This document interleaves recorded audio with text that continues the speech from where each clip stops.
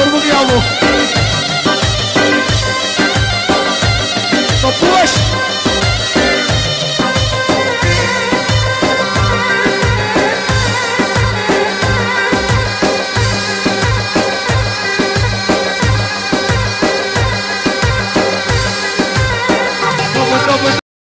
مرحبا اصدقائي، كيفكم؟ كيف صحتكم؟ ان شاء الله تكونوا بالف خير. اليوم راح نعمل لكم قلوبات دجاج بطريقه كويسه وبطريقه لذيذه، وهلا خلينا نشوف كيف بدنا نعمل الوجبه. وطبعا المقادير اللي موجود عندنا كثير بسيط. عندنا قلوبات دجاج، وعندنا فلفل احمر واخضر وثوم بس، وعندنا وجبه بطاطا كمان. بعدين بفرجيكم البطاطا شلون بدنا نستعملها مع الاكله هي. هلا قبل كل شيء بدنا نفرم الفلفل الاحمر والاخضر.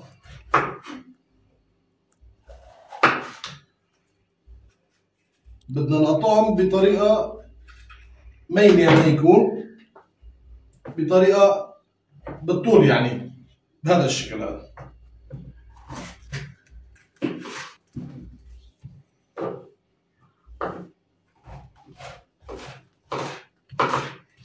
انا هيك اكلات بحبها خشنه، ما بحبها ناعمه.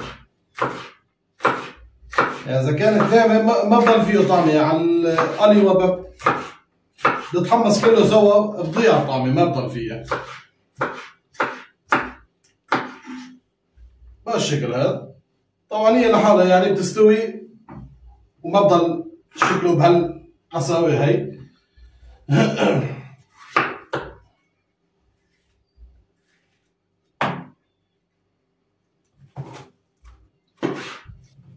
هي أكلة خفيفة وكويسة وبحبها كثير.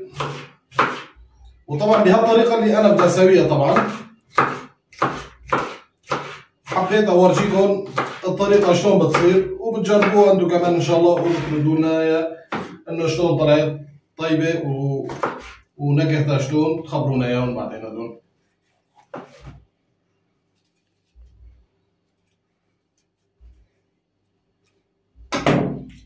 بنطالع منه البزر والعرق زيادة.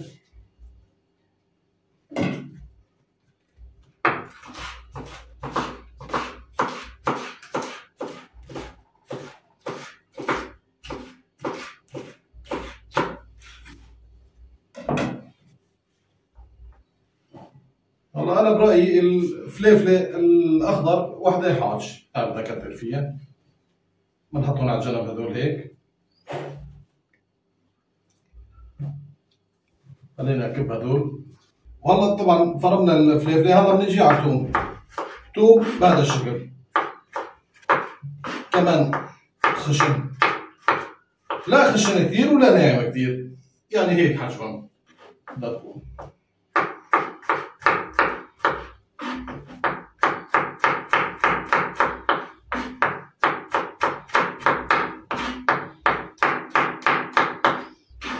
وفي منهم بيحطوا بصل كمان. انا ما بفضل البصل مع القلوبات الدجاج. الثوم بيعطي طعم اطيب من البصل.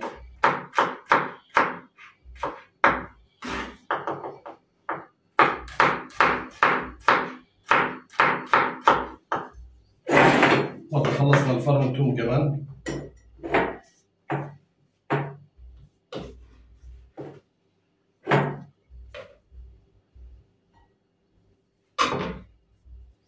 هلا بنجي على الصاجون.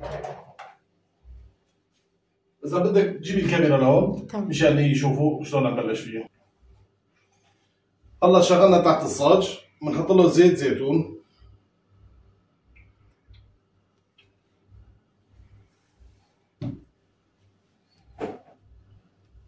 يسخن شوي صغيرة، بعدين والله بعد ما حمي عنا شوي زيت بنحط اول شي توم. بنحمص التوم.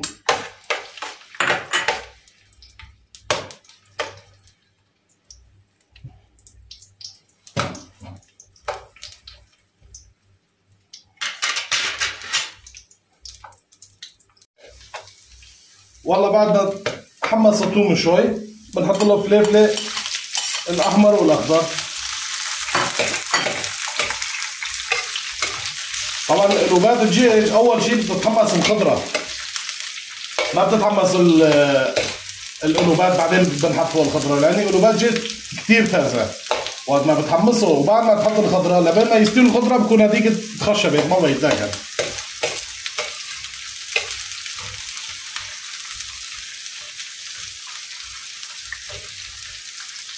الله خليه يتحمص معنا كويس وبعدين بنضيف عليه القلوبات.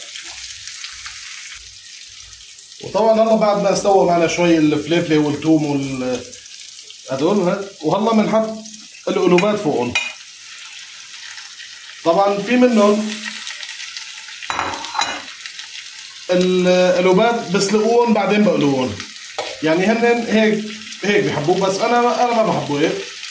ليش؟ لاني وقت ما بتسلقهم بصير قاسي، يعني ما بضل فيه روح. هيك تازه وقت ما بتقليه بضل فيه روح، يعني بضل فيه طراوه. انا هيك بفضل يعني تجربوا. يعني بقولوا عم بسلقوه مشان يروح منه الزناخه وهالشغلات هي، لا عيبوا هيك طريحة ماء وخل وشوية ملح، عيبوا شغلة نص ساعة بالملح وخل، ما ضل في لا زناخة ولا في شيء. ومشكلة التوابل كمان انا اللحومات بشكل عام التبلة ما بنحط معه وهو عم يستوي، قبل ما يستوي مثلا بثلاث اربع دقائق بتحط له كل توابله وبتخلطه. هو عم بنقلى وبتحط فيه مثلا التوابل ايش بصير؟ بحترق، بس احتراق ما ضل فيها طعمه.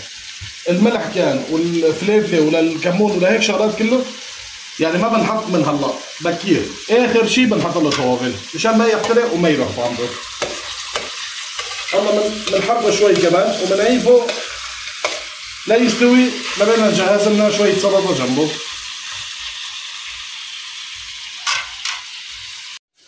والله بنبلش بالسلطه بنفرم. عندنا هون خس، بنشيل هاي الاخضر الزياده من هالطرفات،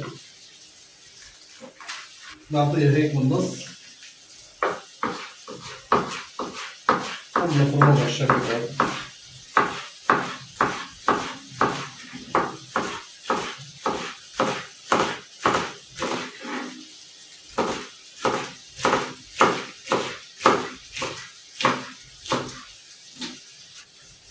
هم سلطة عم بسوي جنبه انا، وهم بيواز. البيواز كمان بحبه جنبه كثير.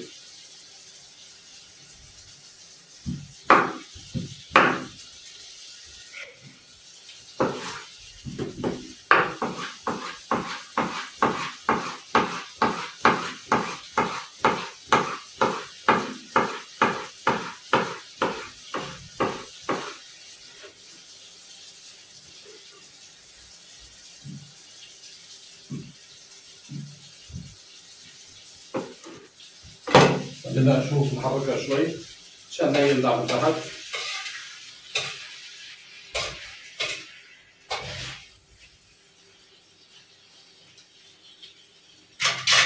ريحة الثوم كثير طيبة عم تطلع لنا.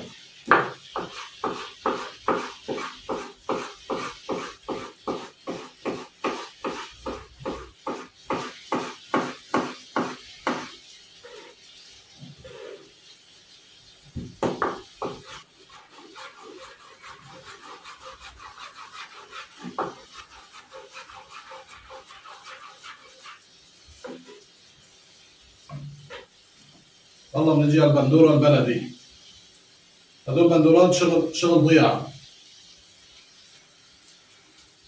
كثير طيبات وكثير له لذة طيبة يعني.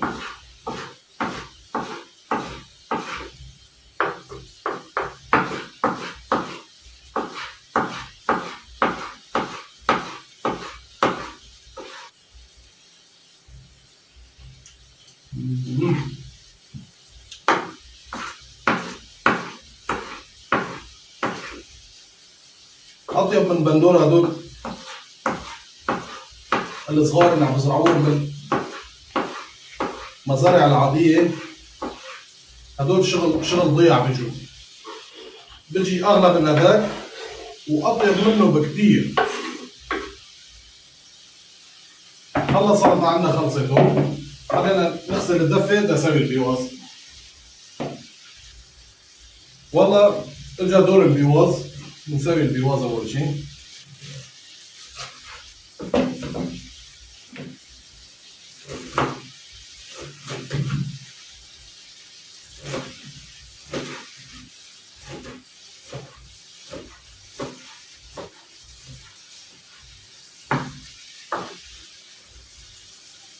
نحطه هون بالطاسة. يلا نفرم البصل كمان.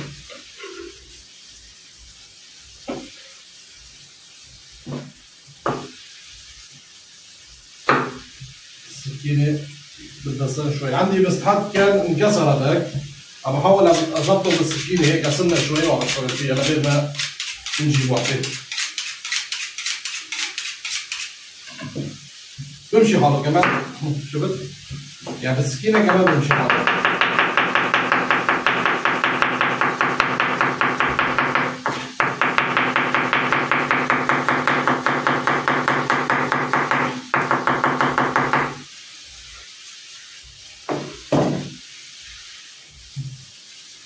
نفرضه من بعضه هيك ونحطه فوق البقدونس.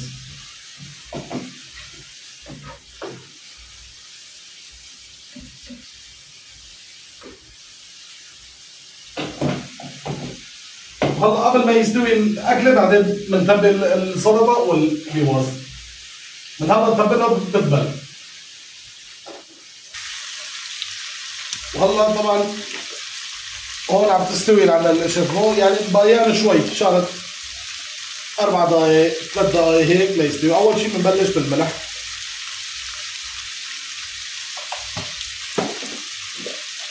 وفلفل احمر،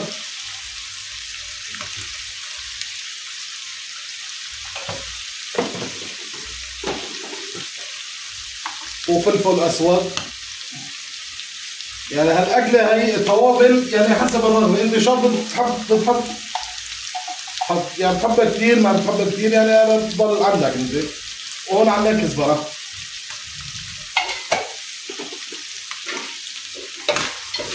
هلا بنرجع نخلطه هيك. خلي بقى هلا ناخذ من نكهات التوابل.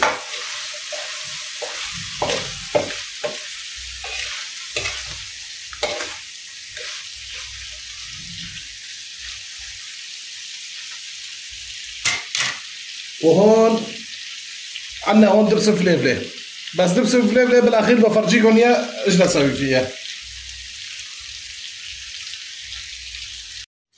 طبعا عندنا هون هلا استوى. في عندنا اخر شغله اللي بدنا نضيف عليها. عندنا بطاطا هون اللي قلت لكم عليه، انا قليت بطاطا من قبل. هلا بنضيف عليه البطاطا هيك. طبعا بعد ما ضفنا البطاطا ما بنحمصه كثير، بس هيك البطاطا ياخذ الزيت وياخذ نكهه التوابل فيه بكفي. هيك كثير بيطلع طيب.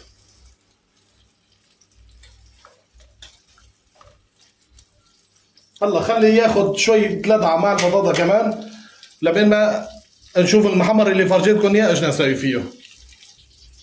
هلا البطاطا بعد ما حطينا البطاطا عم تتحمصوا معه شوي. المحمره هون نسوي فيها خبز المحمره.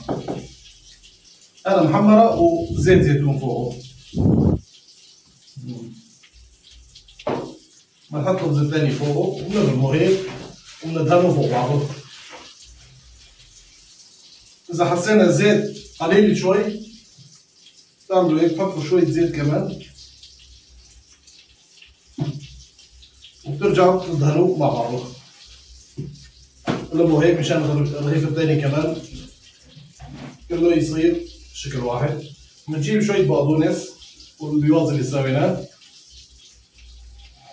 بنحطهم هيك وبنكبسها وبنعيفها هون على طرف. نشوف هون اسمه شلون صار.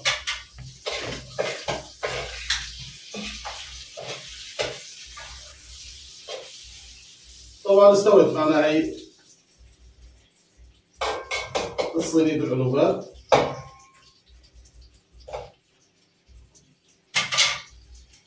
هلا بنشيل هي من الطرف هون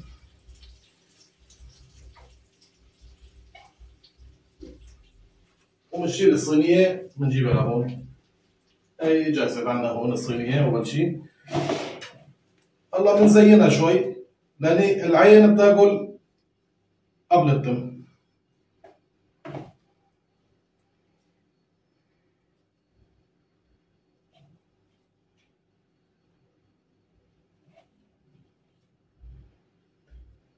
هاي البيواز حطيناها على الاطراف. عندنا هون حساس بندوره. وعنا هي الليمونة هيك بالنص، بنحطها هيك، بنجيب خبزتنا السكينة شايفينها،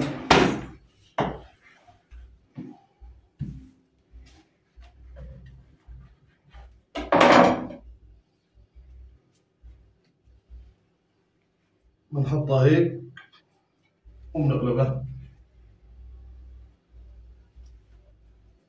نعمل هيك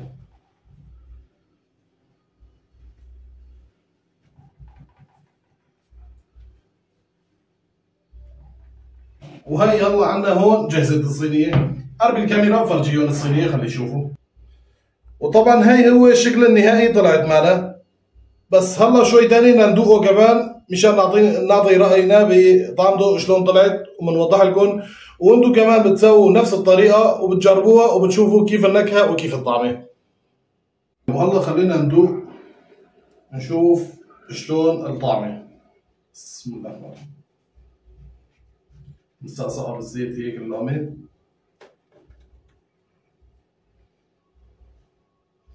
يا سلام على الريحة.